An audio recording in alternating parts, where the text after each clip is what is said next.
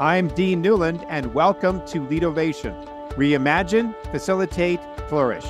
This podcast is dedicated to the art and science of innovative leadership. Through insightful interviews with industry experts, I bring you cutting-edge strategies and experiences of innovative leadership, helping you think differently, act strategically, and achieve remarkable results. Join me as I provide insights and tools that empower you to make smarter decisions, forge meaningful relationships. Welcome to Leadovation. Welcome to our renamed podcast, Leadovation.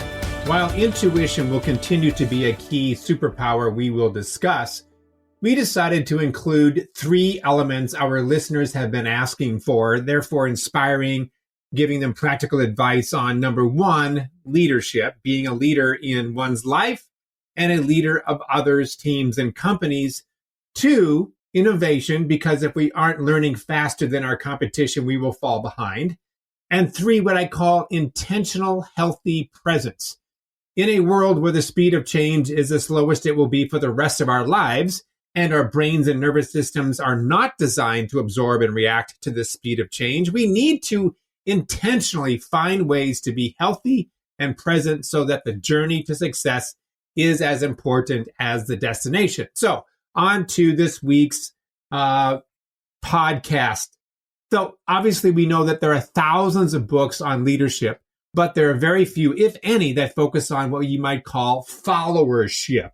Yet, if you were to ask a group of employees from almost any company about the characteristics of great leadership, as my guest did on numerous occasions, a vast majority would use the same words to describe good followership as well as good leadership. So behaviors are the secret sauce of companies, not just their vision, mission, and values. Chris Fuzie and I spoke about organizational structure in vast and simple terms with so many cooking metaphors that listeners tuning into this particular podcast episode late might think that they were listening in on an Italian cooking show. So Dr. Chris Fuzie is the owner of CMF Leadership Consulting and is currently the business and HR manager for a district attorney's office in California. Chris is a leaderologist and vice president of the National Leaderology Association, and who holds a Doctorate of Education and a BA in organizational leadership, and has graduate certificates in human resources and criminal justice education. Chris is a developer, trainer, consultant for leadership of public, private, profit, and nonprofit organizations since 2010. And Chris is a graduate of the FBI National Academy and a former national instructor for the International Association for Chiefs of Police in California, POST courses. So Chris is also, and he is a very popular author of Because Why, Understanding Behavior in Exurgencies, and of SCORE Performance Consulting, Save the Relationship, Change the Behavior.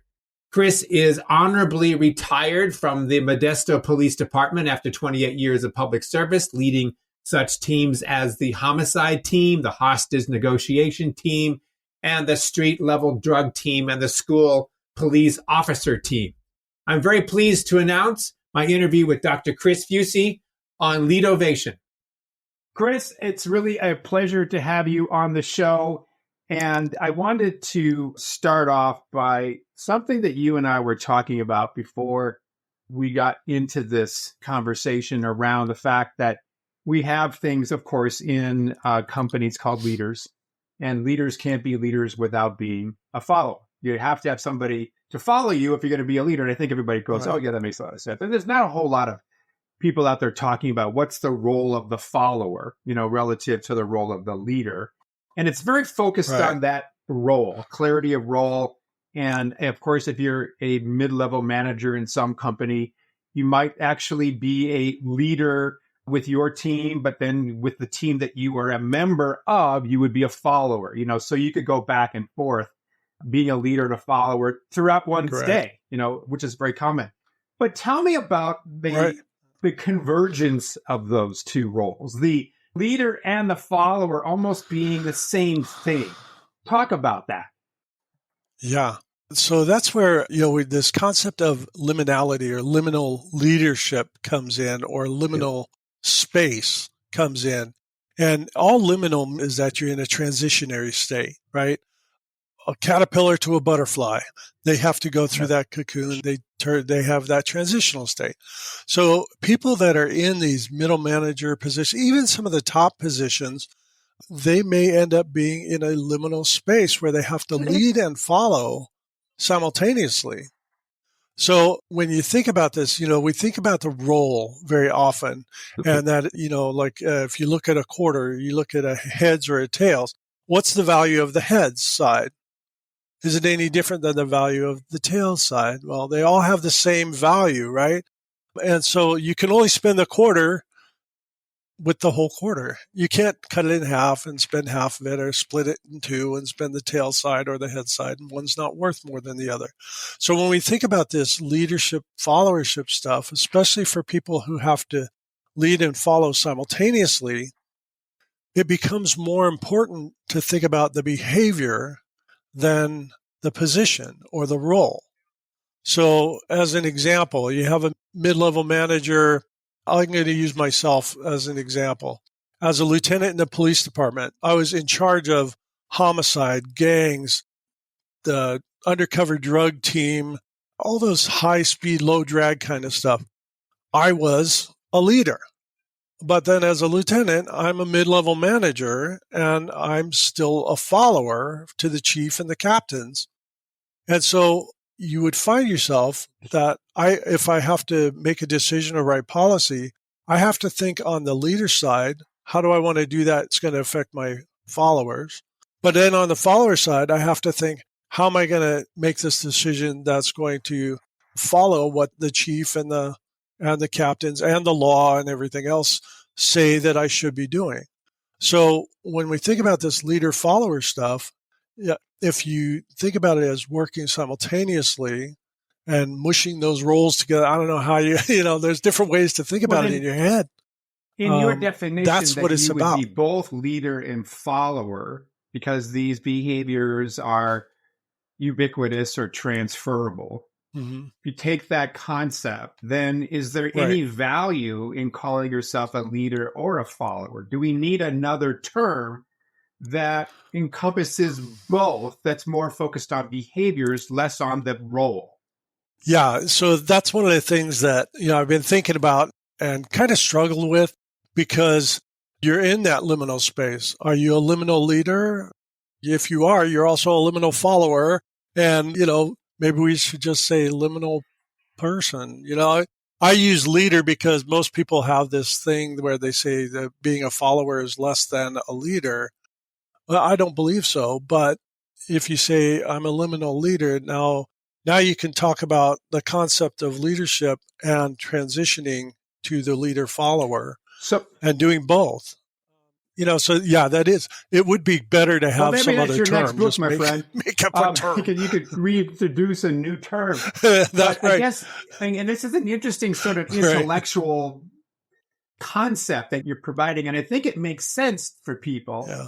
And I also want to ask another question about this, which is, I get that there are certain behaviors that are consistent with the role, call it with quotes, of follower and that of leader. Listening, for example, agility, for example.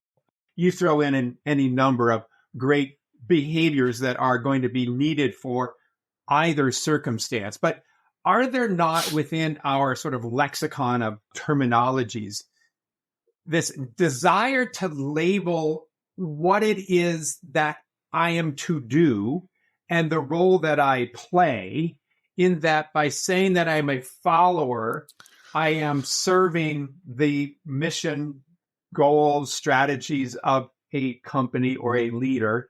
And if I am a leader, my role, if you were to define it as such, is to make sure that those people that report to me, aka followers, would then have the appropriate direction, support, accountability, all sorts of other things. So are you suggesting that we can throw out the terms leader and follower because everything is flat and ubiquitous, or is it and we need to see the commonalities between these two? Correct. Okay. Yeah, it's not an either or, and that's what I'm getting at is we're not talking you're either a leader or a follower. Most people think of you are doing one or the other, or you switch from one role to the other role. That's what most people think. And that's worked for us for years and years and years. However, now we have situations where people are leading and following simultaneously, and it's not an either or, it's an and. So I'm leading and following at the same time. So if I'm leading and following at the same time, then the behavior becomes more important than Agreed. the role. And yeah, that's where this other part of the book comes in, which we'll get to in a second. I love that word. Could be a great scrabble word. So if you were to go back to your example, Chris, and say, okay, I'm a mid-level manager and I am supporting the people that report to me, providing direction, et cetera, but at the same time, I'm also making sure that it aligns with my person that I support, call it a leader for terminology. So these sort of things are happening at the same time. So I get that kind of thing. But yes, my actions with my quote unquote boss will be different in terms of what they expect from me than the actions that I might perform to those reporting to me. They may expect different things from me. So then it kind of goes back to the idea that it's an and. We have behaviors that are ubiquitous, but we also have roles that are slightly different. Am I saying this correctly? Right. Yeah. And depending on the task, you could have, this is going to sound real. We're really getting out of here. This could be, all right. So this could be, depending on the task, it could be a straight followership role. Depending on the task, it could be a leadership role. However, when you talk about traits or behaviors of great leaders and exemplary followers, things like visionary, being positive, being proactive. Okay. I'm looking at a list here that I have. Being assertive, authentic, clear, flexible, all of those things. It doesn't really matter whether you're leading or following. Those are those, like you call them, ubiquitous behaviors that are just there. Okay. So I think that it is task related. So let's just do a quick seventh inning stretch for a second. Not that we're seven innings into this. We just got started, but let's take a step back for a second. So people are listening in on the show. Okay, that's interesting. I get you. This makes sense. You got me one over, but I'm thinking now, what would I do with this insight? How do I operationalize, Chris, what you just said? What do I do to make myself a better leader, follower, member of a team? You fill in the blank. Right. So that's the other half of this book. And that's where we talk about the behaviors. So what I've done over the last 10 years, probably about 13 years, about 10 years of meeting with people and teaching leadership and teaching followership, I would ask for 2 traits from everybody in the audience, 2 traits of great leaders. And I'd make a list and, check mark if it's the duplicate or something like that. And then like a good consultant, you plaster all that stuff up on the wall, in paper and, just mess up the whole room. But then get to talking about followership. And I go back to those lists and I'd say, how many of these traits or behaviors of great leaders do you not want in your followers? And so after doing this time and time and time again, I kept saving those and I created a list of 86 behaviors that people want out of their leaders and the followers. Same ones, the same items. And so, okay. Yes. Yeah. A lot of the same, they want the same thing out of both leaders and followers. And that's this list of 86 behaviors that I came up with. And so then you take this list of 86 behaviors and the average organization has your upper level and then it has your mid-level and then it has your operational level, right? And so you have strategic, if you look at strategic leadership models, you have strategic, tactical, and then operational. And so if you took, instead of trying to memorize your mission, vision, values, goals, and whatever else we're supposed to memorize, right? if you know 3 behaviors that you're supposed to follow at the top level, the top level, the strategic, the overarching thing about the entire organization, let's say the top level is honest, integrity, lead by example, right? And you expect that out of everybody, but that's your overarching goals. And then you take and that would be like a triangle. Now we're getting into this tessellation thing, the triangle. You can make squares out of triangles. You can make hexagons out of triangles, right? And those are in mathematics. Those are what's called a tessellated. Those are regular polygons. They're regular shapes that you can make other shapes out of, and you can meet them together without any crossover. And so I'm using that as a kind of way to have these behaviors become within your entire organization. So you have these 3 at the top, 4 in the middle, which is a square. Yeah. And so let's say those 4 are humble, visionary, servant leader, and empathetic. These are some of the behaviors on my list, right? And so you do those 4 things as a mid-level manager or a mid-level leader or one of your liminal leaders or your liminal people. And then at the operational level, you use a hexagon and you use 6 behaviors for each one of those. Right? And I'm going to use performance-based, assertive, risk taker, street smart, and decisive. I think that's 6. Okay, let's use one more. Well-read, right? So now you have these 13 behaviors that not only can you identify them, you can define them. If you can define it, you can teach it. If you can teach it, you can evaluate it, right? And that gives you the feedback with these behaviors of if your people are doing what they're supposed to be doing. And so, like, I work with a bunch of lawyers, and, what does it mean to be any word? You can argue with lawyers for hours and hours. I'm just going to say that. I love them to death, but you just pick one word and they're going to argue about what it means. So, you pick some behavior, let's say humble. You define that, you can teach it, you can measure it, and you can evaluate it. That gives you all the things that you need to do your evaluation, and it sets up the culture of the organization. All right. So you said earlier that when you did your exercise with all these different companies and asked them to identify the top leadership characteristics and then followed up with how many of these characteristics would you not think are important, quote unquote, the followers? And you said 80% said they're all important.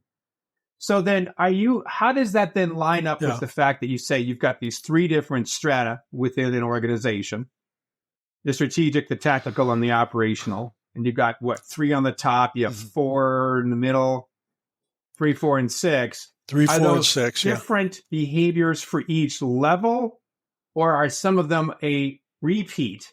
Going back to your idea that 80% gets to be the same behaviors at a lower level than that of the leader. Right.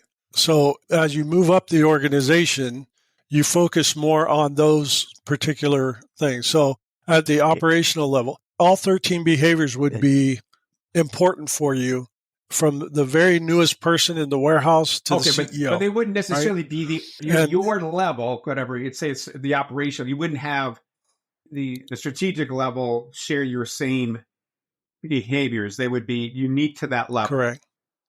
Okay. Right. Okay.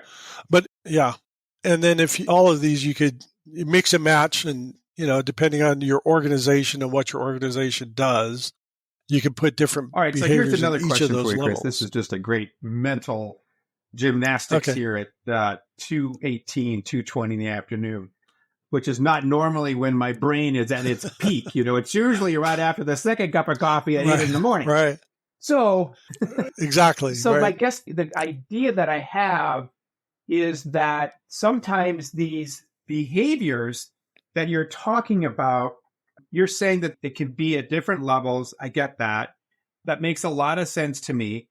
So what do we do then once we know that? What's the action out of this? What's the next step? So the next step is to put those into your performance evaluations, your expectations. Start it with your expectations. Of course, this is what we want you to be. And I'm not going to remember my mission, vision, values. I'm not going to run out the door and slap them as I'm going out to run, do my work or whatever. That's not the case. But when I'm doing those things, when I'm engaged with whatever I'm engaged with or people, I know I need to be humble. I know I need to be, you just pick out these ones. And really it guides your behavior. And then as you're guiding your behavior, as these help guide your behavior, it also, if you're using the same ones throughout the entire company, throughout the thing, it makes everybody consistent. Okay. They know what it's supposed to be. They know when somebody's working. I like what you're saying, man. I really do. And I want to get a little deeper into this. So I have this analogy that I might really enjoy Italian cooking. In fact, my wife and I are going to Rome and we're going to go visit Tuscany and we're going to probably eat at some really nice restaurants. So I would call myself a great eater. Great. I would eat a plate of pasta and I would maybe be able to go, God, I tasted the pesto and I tasted the whatever, right? I got it. Ask me to be a cook in that kitchen. Right. That's a whole nother deal. So I'm wondering who chooses these key words, these behaviors? Are we asking the eaters to design the meal by which they eat, or are we leaving it to some experts, yourself included, other people who understand organizational design, they understand the vision, mission of the organization, the customer needs, and all that kind of stuff, who says, this is what we need in order to meet our mission, in order to meet our customer expectations, in order to be competitive in the market, blah, blah, blah, blah, blah. And that's how that's being designed. And these are the words that are going to be chosen. Or are we letting the rank and file choose those words? Or is it a combination of both? It's actually a combination of both. And in the book, it's a fictional company called Plink Industries. This consultant comes in, Mary Quixley, and she's super good. And so good that she gets things done in a matter of which, never happens. So, right. So, she comes in and what they do is they do these workshops where they talk about the strategic level, they talk about the tactical level, and they talk about the operational level.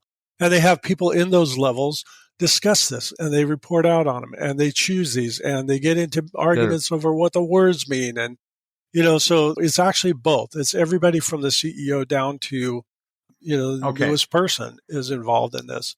And you have these discussions. And what does this mean? Is this something we can live with?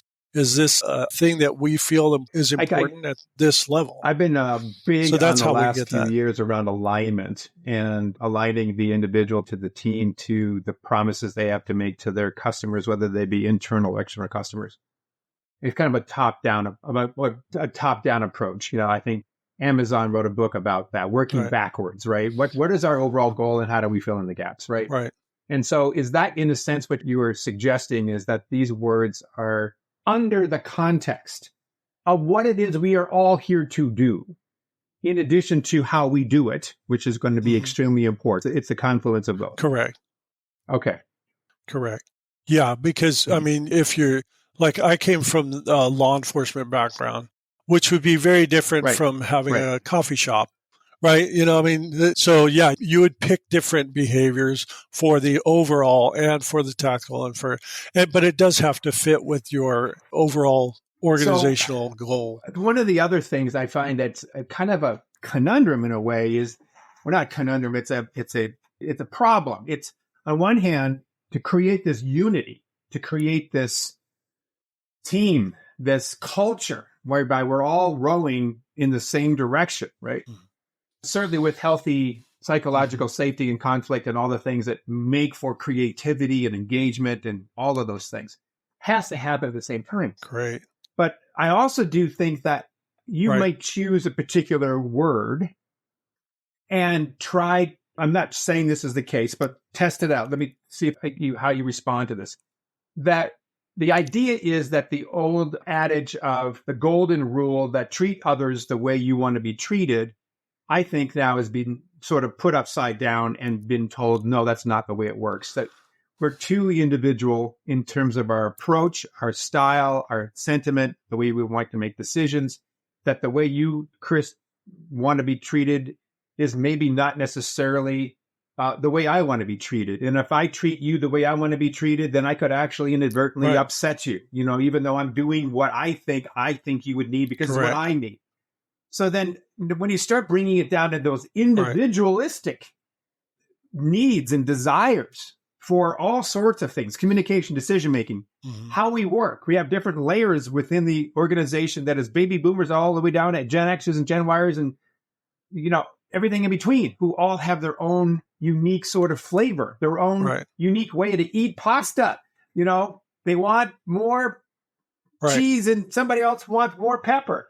How do you then account for all of that agility need, all of that, I need this special sauce for me that might be different for you in this model? Right. So that's where, when you think about these behaviors, picking the behavior, defining the behavior, what does that mean? Is this something everybody can live with? It's almost like having a committee design your organizational culture, right? And it does get messy. Anything with people gets messy.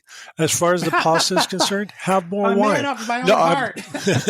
So there you go.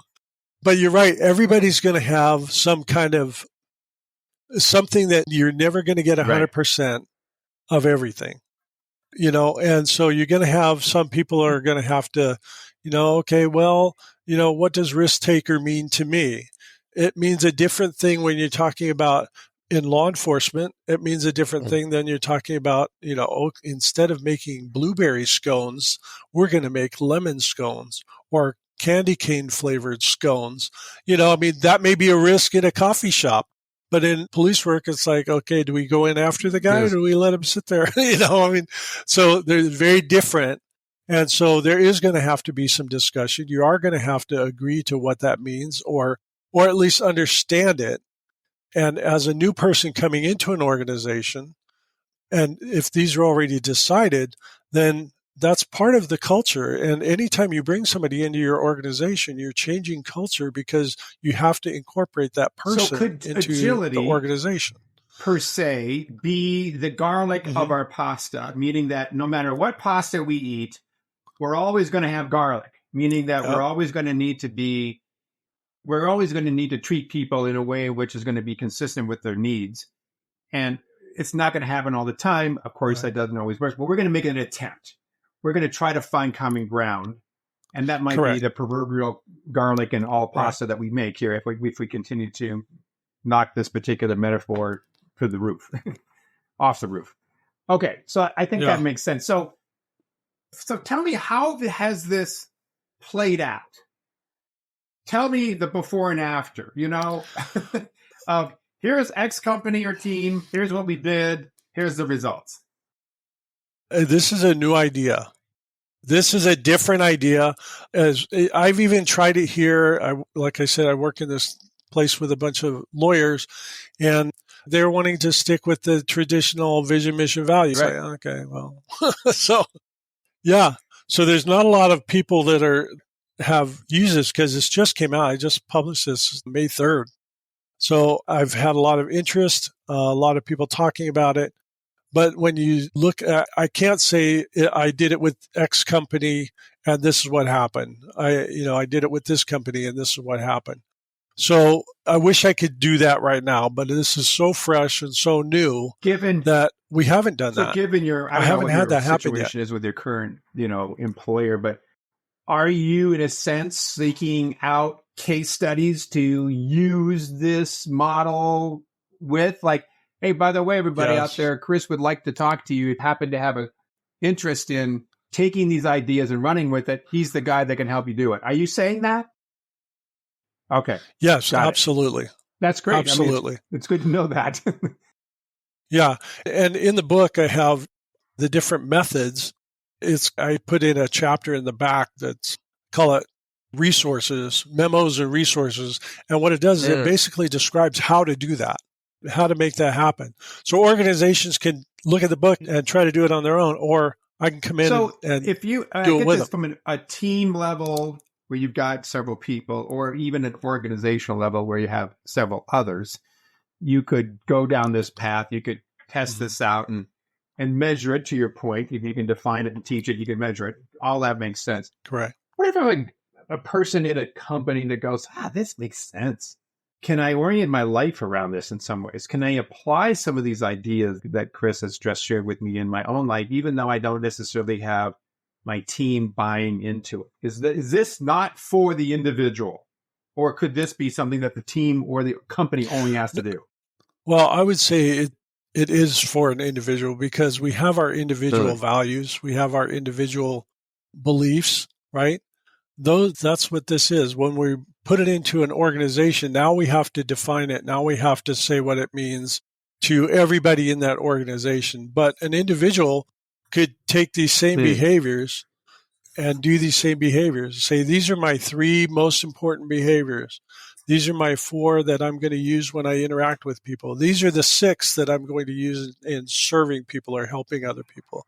You could do that.